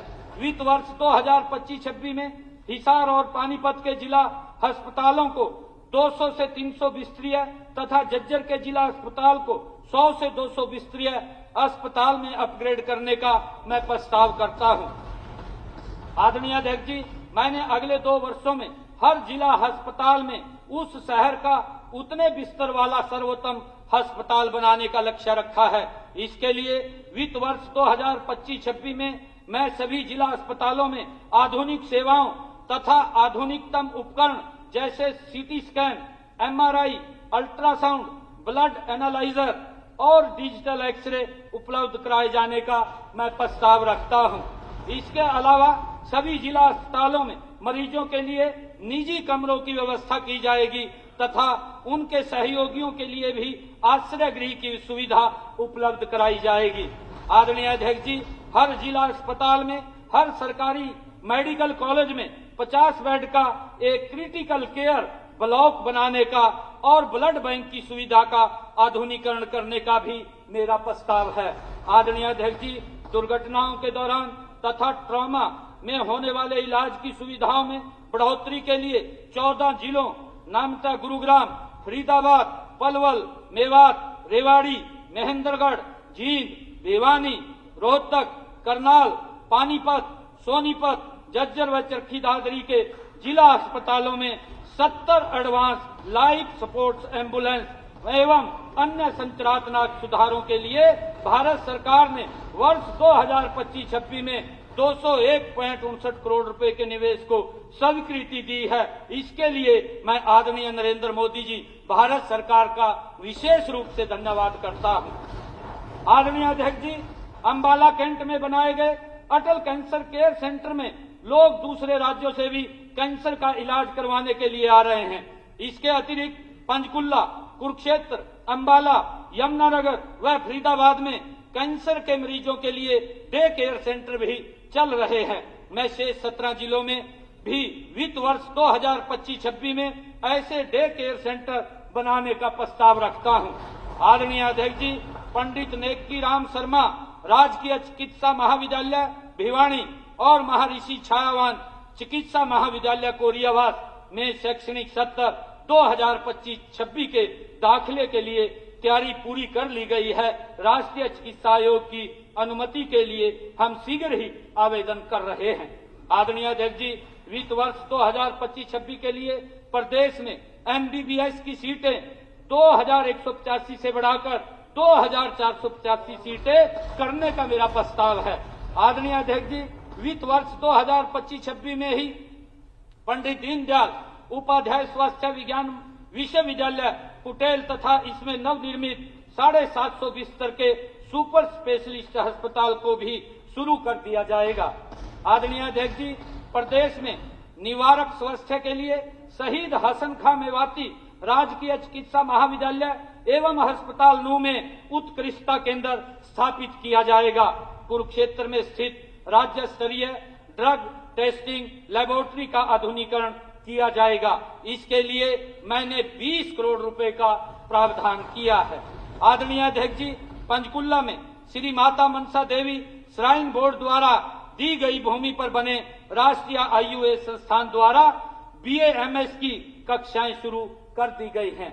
गैर एलोपैथिक चिकित्सा पद्धतियों के अध्ययन, व्यवस्थित शिक्षण, प्रशिक्षण और अनुसंधान को बढ़ावा देने के लिए जिला कुरुक्षेत्र के फतुपुर गांव में लगभग 100 एकड़ भूमि पर श्री कृष्ण आयुष विश्वविद्यालय के भवन का निर्माण कार्य वित्त वर्ष 2025-26 में आरंभ कर दिया जाएगा।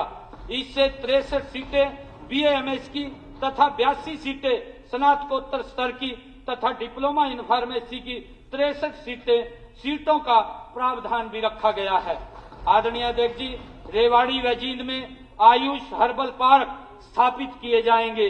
जिला अंबाला के गांव चांदपुरा में राजकीय होम्योपैथिक कॉलेज का प्रावधान किया जाएगा। इसके लिए गांव रामपुर सरसेड़ी सामुदायिक केंद्र में 25 बिस्तर का होम्योपैथिक अस्पताल शुरू कर दिया जाएगा।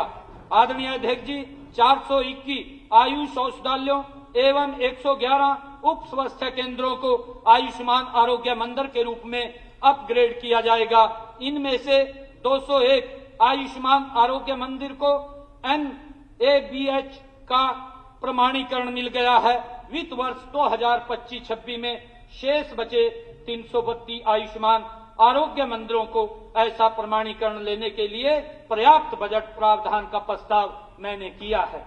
आदरणीय अध्यक्ष जी, स्वास्थ्य विभाग के सभी प्राथमिक स्वास्थ्य केंद्रों तथा सामुदायिक स्वास्थ्य केंद्रों पर आम जन को आयुष चिकित्सा पद्धति तथा इस आधारित पोषण, आहार और दिनचर्या का मार्गदर्शन प्रदान करने की व्यवस्था वित्त 2025-26 में खड़ी कर दी जाएंगी। माननीय अध्यक्ष जी, समय के अभाव के चलते इन माननीय सदन के समक्ष केवल कुछ चुनिंदा प्रस्तावों के बारे में ही बताया है। विभाग की सभी परियोजनाओं के प्रस्तावों के लिए वर्ष 2024-25 के संशोधित अनुमान की तुलना में 9,391.87 करोड़ रुपए को 8.17% से बढ़ाकर वर्ष 2025-26 में 10,159.54 करोड़ रुपए करने का प्रस्ताव रखता हूं। आदरणीय अध्यक्ष जी, उद्योग व श्रम, माननीय अध्यक्ष जी, औद्योगिक इकाइयों में निवेश का प्रदेश की अर्थव्यवस्था एवं रोजगार दोनों पर सकारात्मक प्रभाव पड़ता है। यदि हमारी अर्थव्यवस्था को एक शरीर के रूप में देखा जाए तो उद्योग और श्रम इसकी दो टांगों के समान है। यदि ये बलशाली न हो तो अर्थव्यवस्था दौड़ नहीं पाएगी। आदरणीय अध्यक्ष जी, गुरुग्राम, यमुनानगर, पानीपत और फरीदाबाद जिलों के 20 औद्योगिक संगठनों द्वारा दिए गए सुझावों पर मंथन उपरांत मैंने कुछ महत्वपूर्ण नीतिगत निर्णय लिए हैं।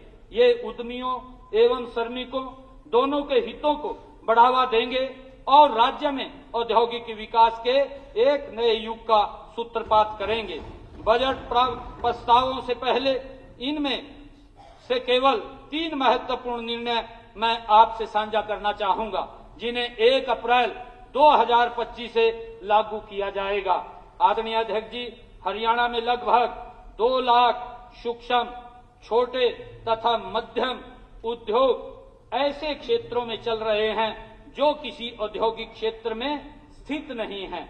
विशेष रूप से यमुनानगर, गुरुग्राम, फरीदाबाद, पानीपत, रोहतक, झज्जर, भिवानी, हिसार, अंबाला, करनाल और पंचकुला जिलों में इस कारण ये उद्योग हमारी योजनाओं का लाभ नहीं उठा पाते।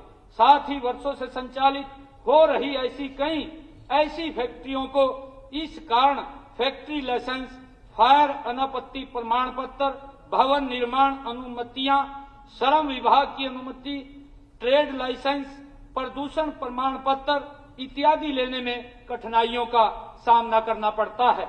हरियाणा के हमारे आदरणीय पूर्व मुख्यमंत्री मनोहर लाल जी के नेतृत्व में पिछले 10 वर्षों में प्रदेश की लगभग 2145 अनधिकृत आवासीय कॉलोनियों को नियमित किया गया है। अब समय आ गया है कि हम अनधिकृत औद्योगिक कॉलोनियों पर भी उसी प्रकार ध्यान दें। अतः हमने निर्णय लिया है कि कम से कम 50 उद्यमी जिनकी इकाइयां कम से कम 10 एकड़ सन्निहित भूमि पर स्थित हैं, यदि सामूहिक रूप से एक पोर्टल पर अपना आवेदन करेंगी तो ऐसी सभी औद्योगिक इकाइयों को सरकार द्वारा समूह के आवेदन पर अंतिम निर्णय लिए जाने तक सभी विभागों द्वारा वैध औद्योगिक इकाइयां माना जाएगा। आदरणीय अध्यक्ष जी, पूर्व में HSVP से HSIIDC में हस्तांतरित हुई औद्योगिक संपदाओं में लगे उद्योगों के मालिकों को transfer occupation certificate, project completion certificate इत्यादि लेने में आ रही कठिनाइयों को समाप्त करने के लिए सरकार ने निर्णय लिया है कि अब HSIIDC उन प्लाट धारकों को केवल HSVP द्वारा जारी मूल आवंटन पत्रों की शर्तों व नीति के अनुसार नियंत्रित करेगा, न कि HSIIDC की अपनी EMP के अनुसार। आदरणीय अध्यक्ष जी, अब से HSIIDC, HSVP पंचायतों व अन्य सरकारी विभागों द्वारा ESIC अस्पतालों एवं डिस्पेंसरियों के लिए भूमि का आवंटन रियायती दरों पर किया जाएगा। ये भी निर्णय हमने किया है। आदरणीय अध्यक्ष महोदय, इन 3 नीतिगत निर्णयों के अतिरिक्त HSIIDC भी 1 अप्रैल 2025 से अपनी अब तक की कार्यप्रणाली में निम्न नए परिवर्तन लाएगी। ये इस प्रकार हैं। आदरणीय अध्यक्ष जी, सभी औद्योगिक संपदाओं में डॉर्मेट्रिक और एकल कक्ष इकाइयों का निर्माण किया जाएगा। इससे श्रमिकों को सस्ती दरों पर आवास सुविधा उपलब्ध हो पाएगी। सभी औद्योगिक संपदाओं में इंक्यूबेशन सेंटर बनाए जाएंगे ताकि स्टार्टअप्स को सस्ती दरों पर कार्य करने की सुविधा मिल सके। आदरणीय अध्यक्ष जी, आज की आवश्यकताओं को ध्यान में रखते हुए औद्योगिक संपदाओं में मल्टी लेवल पार्किंग की सुविधा प्रदान की जाएगी। इससे पार्किंग की समस्या का समाधान होगा और उद्योगों को उचित व्यवस्था मिलेगी। मैं माननीय सदन के समक्ष वित्त वर्ष 2025-26 में उद्योगों एवं वाणिज्य विभाग के निम्न प्रस्ताव प्रस्तुत करता हूं। आदरणीय अध्यक्ष जी, हरियाणा आत्मनिर्भर टेक्सटाइल पॉलिसी 2022-25 की अवधि दिसंबर 2026 तक बढ़ाई जाएगी और इसके अंतर्गत पात्र परियोजनाओं की ऊपरी संख्या सीमा को समाप्त कर दिया जाएगा।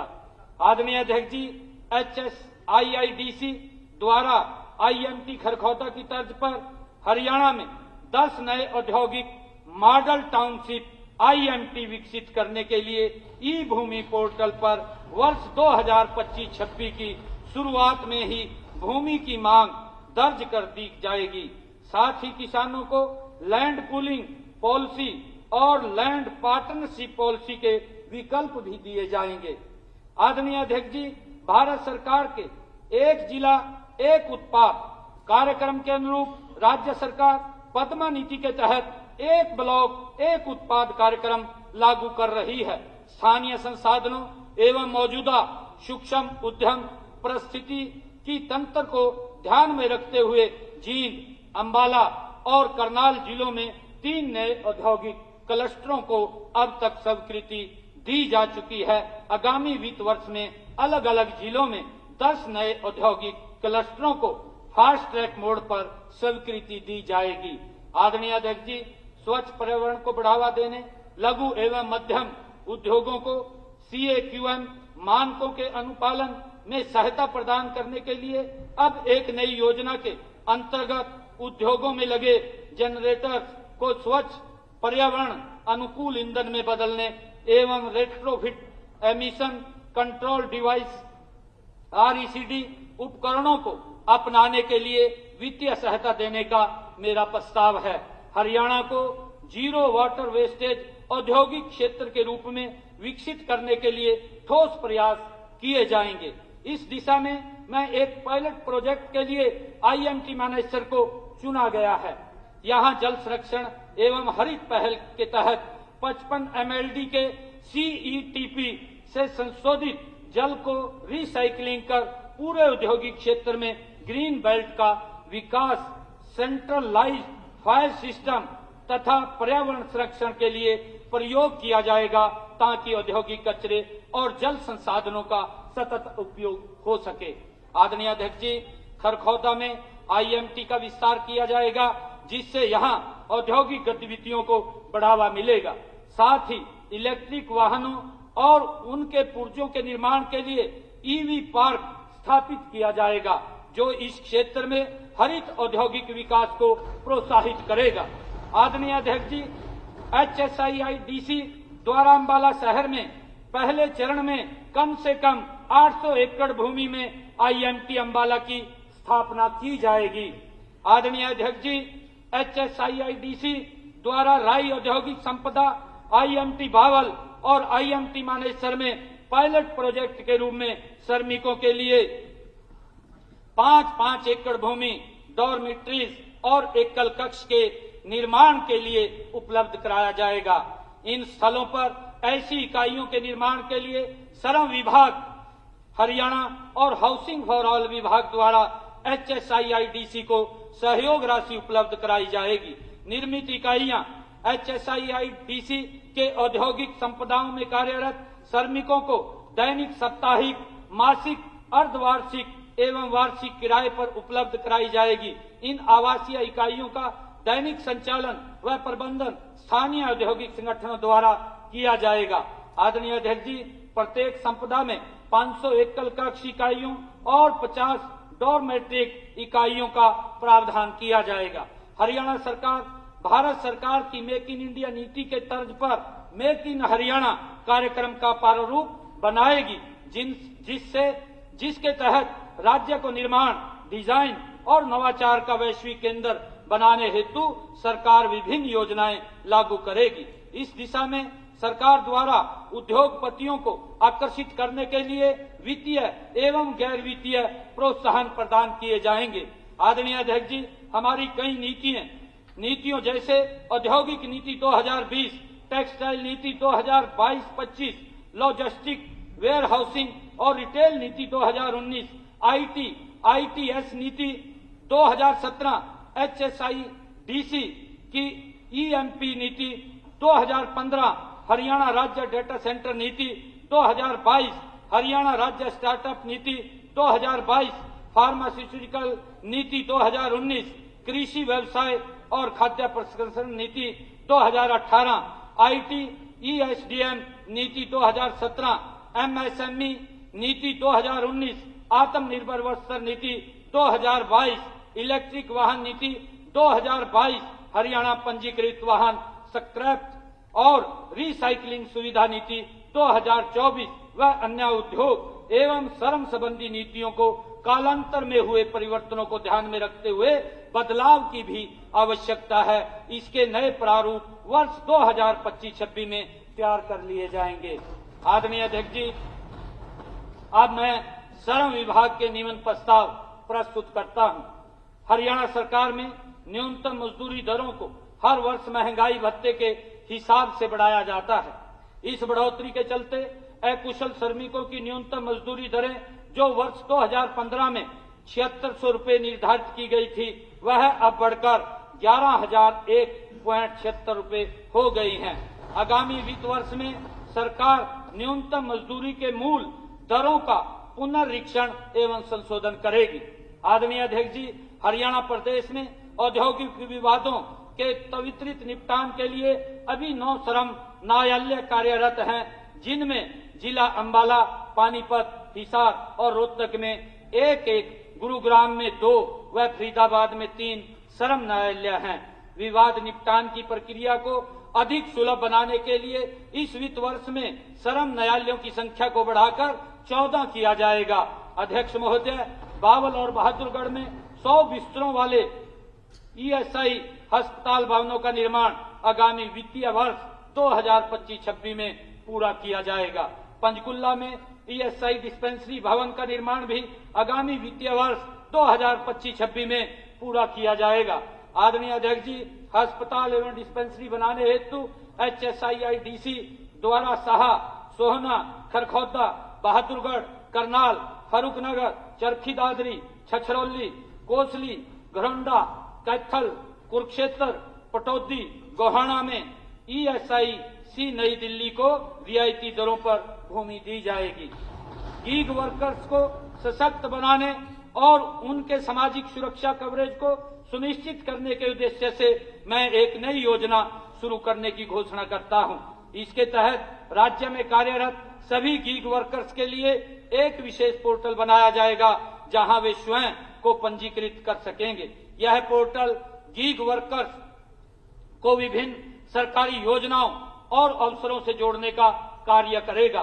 पोर्टल पर पंजीकृत सभी गीग वर्कर्स को बीमा सुरक्षा प्रदान की जाएगी। यह बीमा योजना के अंतर्गत गीग वर्कर्स को स्वास्थ्य, दुर्घटना और जीवन बीमा जैसी आवश्यक सुरक्षा मिलेगी। इस पहल का उद्देश्य गीग अर्थव्यवस्था में कार्यरत श्रमिकों को वित्तीय स्थिरता, सामाजिक सुरक्षा और बेहतर कार्य परिस्थितियां प्रदान करना है, जिससे वे अधिक आत्मनिर्भर बन सकेंगे और हरियाणा के आर्थिक विकास में सक्रिय भागीदारी वो बने।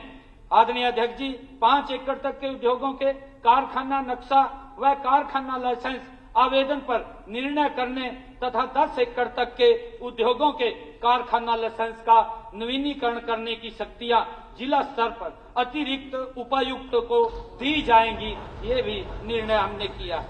आदरणीय अध्यक्ष जी, HSIIDC ने मार्च 2022 में IMT खरखौदा में 800 एकड़ जमीन मारुति सुजुकी इंडिया लिमिटेड को अलॉट की थी। इस प्लांट का भूमि पूजन देश के यशस्वी प्रधानमंत्री आदरणीय नरेंद्र मोदी जी ने वीडियो कॉन्फ्रेंस के माध्यम से दिनांक 28/8/2022 को किया था। आज वहां मारुति ने अपनी व्यावसायिक उत्पादन का ट्रायल शुरू कर दिया है। इससे यह बात सिद्ध होती है कि हमारी सरकार औद्योगिक जगत को जो कहती है वो करके दिखाती है। आदरणीय अध्यक्ष महोदय, हमारी सरकार उद्योग और श्रम को एक दूसरे का पूरक मानती है और इनके बेहतर समन्वय व सहयोग को प्राथमिकता देते हुए मैं एक उद्योग श्रमिक मैत्री परिषद का गठन करने की घोषणा करता हूं। इस परिषद की अध्यक्षता आदरणीय अध्यक्ष जी मैं स्वयं करूंगा। यह परिषद मेरे द्वारा शुरुआत में बताए गए 6 नीतिगत निर्णयों की नियमित अंतराल पर समीक्षा करेगा, जिससे औद्योगिक विकास को और अधिक गति मिलेगी।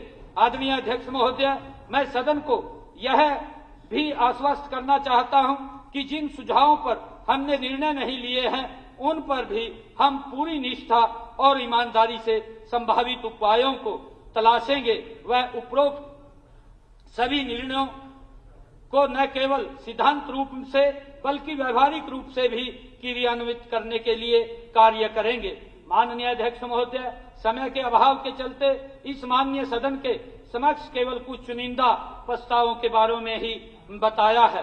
विभाग की सभी योजनाओं के प्रस्तावों के लिए वर्ष 2024-25 के संशोधित अनुमान की तुलना में उद्योग और वाणिज्य विभाग की आवंटित राशि को 805.75 करोड़ रुपए से 129.37% बढ़ाकर 1848.12 करोड़ रुपए, श्रम विभाग की आवंटित राशि को 74.58 करोड़ रुपए से 29.80% बढ़ाकर 96.81 करोड़ रुपए का प्रस्ताव रखता हूं। मुख्यमंत्री जी एक मिनट। माननीय सदस्यगण, आज सदन में श्री सुभाष सुधा पूर्व मंत्री, श्री मनीष ग्रोवर पूर्व मंत्री एवं श्री रामफल कुंडू पूर्व विधायक हरियाणा अध्यक्ष दीर्घा में उपस्थित हैं। ये सदन इन सभी का स्वागत करता है। माननीय सदस्यगण, आज सदन में श्रीमती रेणु भाटिया हरियाणा राज्य महिला आयोग की चेयरपर्सन अध्यक्ष दीर्घा में उपस्थित है। ये सदन उनका भी स्वागत करता है।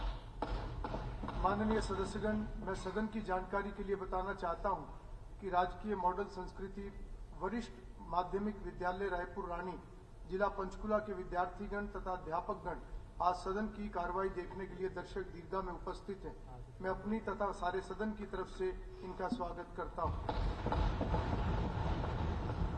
माननीय सदस्यगण, मैं सदन की जानकारी के लिए बताना चाहता हूं कि राजकीय वरिष्ठ माध्यमिक विद्यालय कोटी तथा मोरनी हिल्स जिला पंचकुला के विद्यार्थीगण तथा अध्यापकगण आज सदन की कार्रवाई देखने के लिए उपस्थित थे।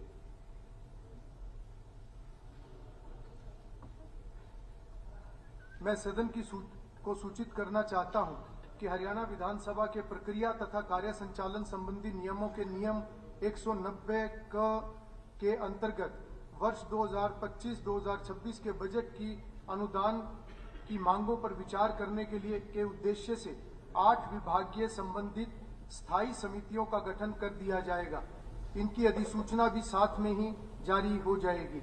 21 मार्च से 25 मार्च के बीच में समितियों को अपना कार्य करने का अवकाश रहेगा। प्रत्येक स्थायी समिति अपनी रिपोर्ट दिनांक 25 मार्च 2025 बुधवार तक सौंपेगी और उस रिपोर्ट को दिनांक 26/3/2025 को सदन में प्रस्तुत करेगी। किसी भी समिति की रिपोर्ट प्रस्तुत करने के लिए समय सीमा नहीं बढ़ाई जाएगी। मुख्यमंत्री जी। थैंक यू आदरणीय अध्यक्ष जी। अभी तो तवा ही गर्म हो गया था। हमारे दादा करे पानी पी ले, कहा थोड़ा कम समय मिला है।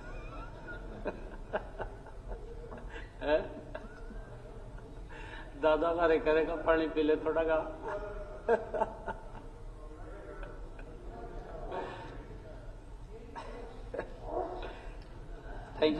जो स्पीच के जो आपका के पेज हैं उनको देख के लगभग आधे में था, तो मुझे लगा कि 2 मिनट का एक इंटरवल हो जाए बीच में। अच्छा किया।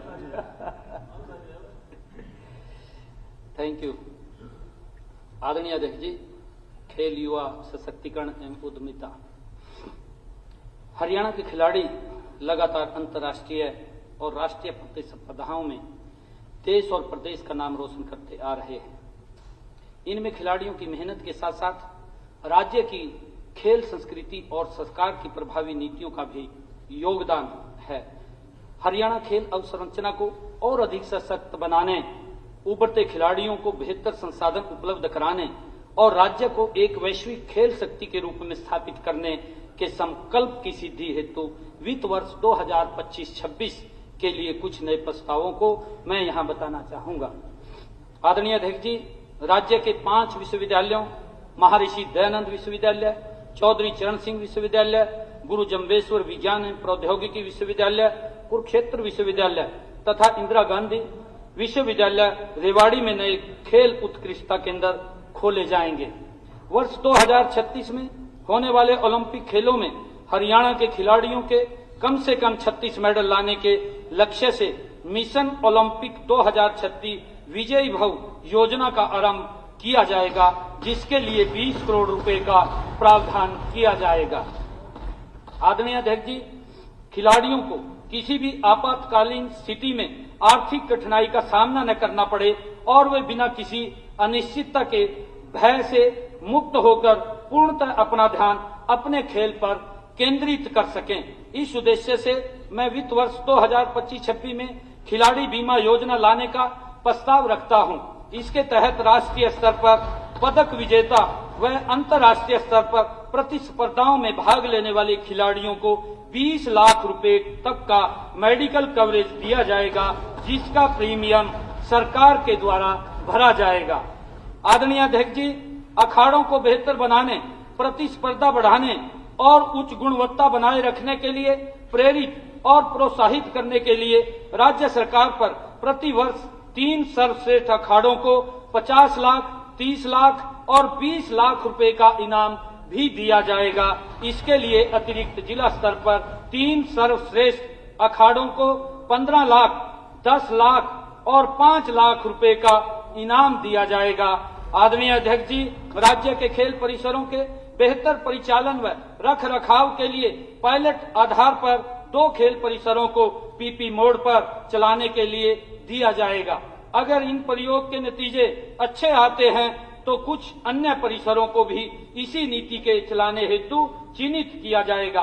आदरणीय अध्यक्ष जी, राज्य में युवाओं को नशे से दूर रखने के लिए इस सरकार द्वारा हरियाणा उपकरण प्रावधान योजना 2023-24 में शुरू की गई थी, जिसमें 8 खेलों वॉलीबॉल, फुटबॉल, बास्केटबॉल, हैंडबॉल, मुक्केबाजी, कुश्ती, जूडो व क्रिकेट के उपकरण नगर निकायों और पंचायतों के माध्यम से आवंटित किए जाने का प्रावधान है। अब सरकार ने निर्णय लिया है कि खेलों के प्रति रुझान बढ़ाने के लिए हरियाणा उपकरण प्रावधान योजना में भारोत्तोलन और योग को भी शामिल किया जाएगा। प्रदेश में खेल नर्सरियों की संख्या 1500 से बढ़ाकर 2000 की जाएगी। आदरणीय अध्यक्ष जी, 1 अप्रैल 2025 से खेल नर्सरी में 8 से 14 वर्ष के खिलाड़ियों की छात्रवृत्ति को बढ़ाकर 2000 रुपए प्रति माह तथा 15 से 19 वर्ष के खेल नर्सरी खिलाड़ियों की छात्रवृत्ति को बढ़ाकर 3000 रुपए किया जाएगा। आदरणीय अध्यक्ष जी, 1 अप्रैल 2025 से आवासीय अकादमी के खिलाड़ियों की डाइट मनी 400 रुपए से बढ़ाकर 500 रुपए प्रतिदिन की जाएगी। खिलाड़ियों की सुविधा के लिए खेलो हरियाणा ऐप लॉन्च की जाएगी, जिसके जरिए वे अपनी खेल परियोजन व प्रदर्शन संबंधी अन्य पहलुओं को डिजिटल तरीके से प्रतिबंधित कर सकें।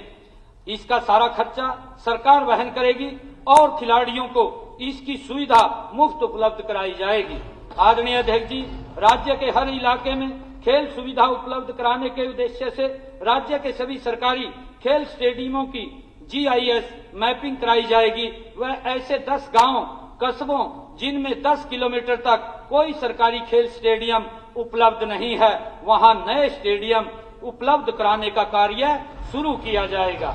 आदरणीय अध्यक्ष जी, ओलंपिक स्तर पर पदक विजेता कोई भी खिलाड़ी यदि अपने गृह जिले में खेल अकादमी खोलना चाहे तो उसे सस्ती दरों पर 5 करोड़ तक का लोन बैंकों के माध्यम से दिलवाया जाएगा, जिस पर सरकार द्वारा ब्याज पर 2% सब्सिडी प्रदान की जाएगी।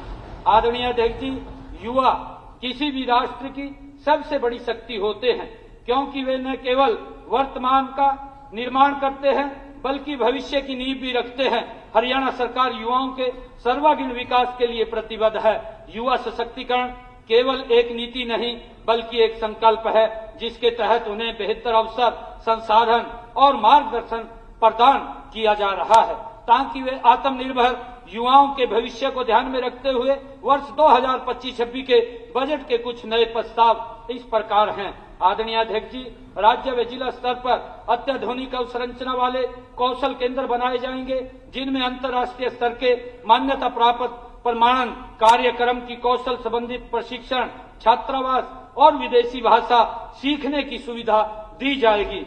आदरणीय अध्यक्ष जी, पीपी मोड पर सभी जिलों में उत्कृष्टता केंद्र स्थापित किए जाएंगे।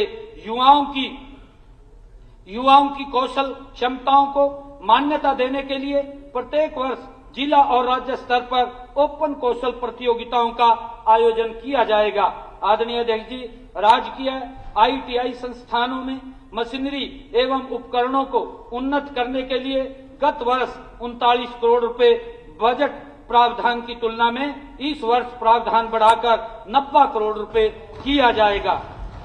आदरणीय अध्यक्ष जी, राजकीय ITI के एम्प्लॉयबिलिटी स्किल इंस्ट्रक्टर स्कूली विद्यार्थियों को कैरियर काउंसलिंग प्रदान करने के लिए नजदीकी राजकीय विद्यालयों का सहयोग करेंगे। आदरणीय अध्यक्ष महोदय, मैं वर्ष 2024-25 के संशोधित अनुमान 1381.78 करोड़ रुपए को 41.97% से बढ़ाकर वर्ष 2025-26 में 1961.69 करोड़ रुपए करने का प्रस्ताव रखता हूं। आदरणीय अध्यक्ष महोदय, पंचायती राज व ग्रामीण विकास, राज्य सरकार ग्रामीण विकास को सर्वोच्च प्राथमिकता देते हुए आगामी वर्षों में इससे संबंधित योजनाओं को और अधिक प्रभावी बनाने के लिए प्रतिबद्ध है। पंचायत स्तर पर आत्मनिर्भरता और समावेशी विकास सुनिश्चित करने हेतु वित्तीय संसाधनों को बढ़ाने के साथ ही नवाचारों को भी अपनाया जाएगा। मेरी सरकार ने यह निर्णय लिया था कि 1000 से अधिक आबादी वाली सभी पंचायतों की कच्ची फिरनियों को पक्का करवाया जाएगा। हमने अब तक ऐसी 224 ग्राम पंचायतों की कच्ची फिरनियों को 69.11 करोड़ रुपए की लागत से पक्का करवाया है और आगामी वर्ष में इन गांवों की बची हुई सभी कच्ची फिरनियों को पक्का कराने का लक्ष्य निर्धारित किया गया है। आदरणीय अध्यक्ष जी, प्रत्येक गांव में एक महिला चौपाल बनाने के संकल्प की पूर्ति हेतु हमने प्रथम चरण में 754 गांवों को चिन्हित किया है। मैं यह भी प्रस्ताव रखता हूं कि प्रदेश की सभी पंचायतों में वर्षों से अधूरे पड़े हुए लगभग 600 से अधिक भवनों को लगभग 64 करोड़ रुपए की राशि से पूर्ण करवाया जाएगा, ताकि उन्हें उचित प्रयोगशाला में प्रयोग में लाया जा सके। आदरणीय अध्यक्ष जी, महात्मा गांधी ग्रामीण बस्ती योजना के तहत जिन लाभार्थियों को 15 वर्ष पूर्व प्लाट तो आवंटित किए गए थे, परंतु किसी कारणवश कब्जा नहीं दिया जा सका था, ऐसे लगभग 7300 पात्र परिवारों को विशेष अभियान चलाकर कब्जा दिया जा चुका है तथा शेष पात्र परिवारों को भी मुख्यमंत्री ग्रामीण आवास योजना के माध्यम से 100 वर्ग गज तक के प्लाट आवंटित किए जाएंगे। महात्मा गांधी ग्रामीण बस्ती योजना के अंतर्गत विकसित की गई सभी कॉलोनियों में बुनियादी सुविधाएं जैसे बिजली, सड़क, पेयजल उपलब्ध कराई जाएगी। इस कार्य के लिए मैं विशेष तौर पर 200 करोड़ रुपए आवंटित करने का प्रस्ताव करता हूं। आदरणीय अध्यक्ष जी, हमारी सरकार ने ग्रामीण क्षेत्रों में अब तक 891 ई-लाइब्रेरी और 250 इंडोर जिम तैयार कर दिए हैं। आगामी वित्त वर्ष में इन सुविधाओं का विस्तार शेष ग्रामीण क्षेत्रों में चरणबद्ध तरीके से किया जाएगा। माननीय प्रधानमंत्री जी ने आजादी का अमृत महोत्सव के उपलक्ष्य में अमृत सरोवर मिशन का शुभारंभ किया था, जिसके तहत प्रत्येक जिला में 75 अमृत सरोवर बनाने का लक्ष्य रखा गया है। हमने मनरेगा, पौंड अथॉरिटी और प्रधानमंत्री कृषि सिंचाई योजना से 1645 अमृत सरोवर के लक्ष्य के सापेक्ष 2088 तालाबों को अमृत सरोवर में परिवर्तित किया है। आदरणीय अध्यक्ष जी, आगामी वर्ष में हम पूरे राज्य में 2200 नए अमृत सरोवर बनाएंगे। आदरणीय अध्यक्ष जी, स्वच्छ भारत मिशन ग्रामीण का उद्देश्य गांवों को खुले में शौच मुक्त बनाए रखने और ठोस और तरल अपशिष्ट प्रबंधन गतिविधियों के माध्यम से स्वच्छता के स्तर में सुधार कर सभी गांवों को मॉडल गांव बनाना है। राज्य सरकार महाग्रामों तथा 10,000 से अधिक जनसंख्या वाली ग्राम पंचायतों को हापर टिपर डंपर भी प्रदान करेगी, जिससे इन पंचायतों में कचरा प्रबंधन व्यापक स्तर पर किया जा सके।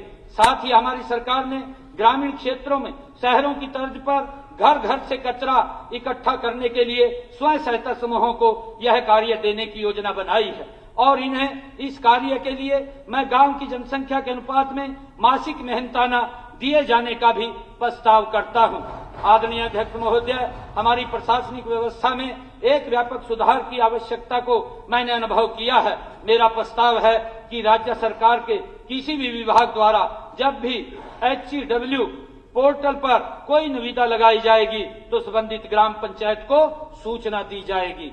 माननीय अध्यक्ष महोदय, मैं वर्ष 2024-25 के संशोधित अनुमान 5,629.18 करोड़ रुपए को 29.93% से बढ़ाकर वर्ष 2025-26 में 7,313.98 करोड़ रुपए करने का प्रस्ताव करता हूं।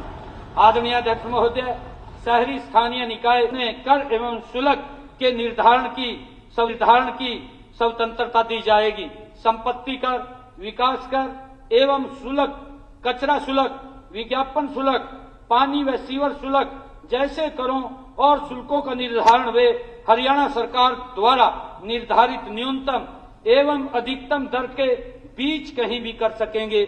आदरणीय अध्यक्ष महोदय, शहरी स्थानीय निकाय विभाग की नीति के अनुसार सफाई कार्यों की निविदाओं में अनुसूचित जाति के सदस्यों व महिलाओं द्वारा गठित सहकारी समितियों को प्राथमिकता दी जाएगी।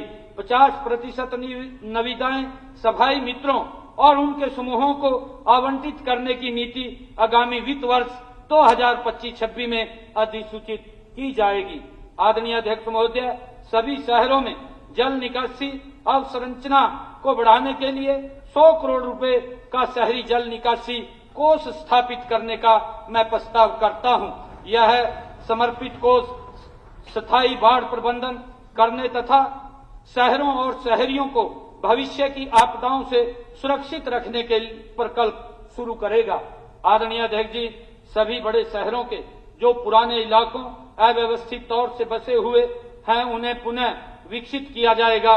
इस कार्यों में सड़कों के सभी उपयोगकर्ताओं की आवश्यकताओं का ध्यान रखते हुए विशेषतः सड़कों को पैदल चलने योग्य बनाने हेतु राज्य सरकार मौजूदा सड़क ढांचे को अंतर्राष्ट्रीय मानकों के अनुरूप विकसित करेगी। प्रथम चरण में 1000 किलोमीटर के राइट ऑफ वे ROW का विकास किया जाएगा। राज्य सरकार नगर पालिकाओं को मशीनरी और उपकरण प्रदान करके स्वच्छता, सड़क सफाई, सीवरेज सफाई, सड़क मरम्मत, बागवानी आदि के संबंध में तेजी से और कुशल तरीके से बेहतर सेवाएं देने के लिए प्रतिबद्ध हैं। आदरणीय अध्यक्ष जी, वित्त वर्ष 2025-26 में सभी नगर पालिकाओं और परिषदों को वैक्यूम सकर एवं क्लीनर, ट्री ट्रिमिंग मशीन, बागवानी श्रेडिंग मशीन, छोटी sweeping machine, patch work machine, road roller, washing sprinkling machine जैसी मशीनरी और उपकरण प्रदान करने का मेरा प्रस्ताव है। आदरणीय अध्यक्ष महोदय, राज्य सरकार खेल अवसंरचना को बढ़ावा देने और युवाओं की प्रतिभा को निखारने के उद्देश्य से सभी नगर पालिकाओं में एक खेल परिसर का निर्माण करेगी। इस पहल का उद्देश्य सामुदायिक खेल सुविधाओं को सशक्त बनाना और फिटनेस एवं उत्कृष्टता की संस्कृति को बढ़ावा देना है। आदरणीय अध्यक्ष महोदय, रोहतक और गुरुग्राम में बनाए गए मल्टी लेवल पार्किंग की तर्ज पर राज्य के सभी प्रमुख शहरों में भी मल्टी लेवल पार्किंग का निर्माण किया जाएगा। यह पहल पार्किंग की समस्याओं का समाधान करेगी और शहरों में यातायात प्रबंधन को सुगम बनाएगी। आदरणीय अध्यक्ष महोदय, पानीपत, फरीदाबाद, गुरुग्राम एवं यमुनानगर में common effluent treatment plant CTP स्थापित करने का भी मेरा प्रस्ताव है। आदरणीय अध्यक्ष जी, राज्य सरकार विशेष रूप से सक्षम व्यक्तियों के लिए अति आधुनिक पार्क विकसित करेगी। इन पार्कों में व्हील चेयर के अनुकूल बुनियादी ढांचा, इंटरेक्टिव सेंसरी जोन और समावेशी खेल क्षेत्र होंगे, ताकि सभी के लिए एक आनंददायक और सुलभ अनुभव सुनिश्चित किया जा सके।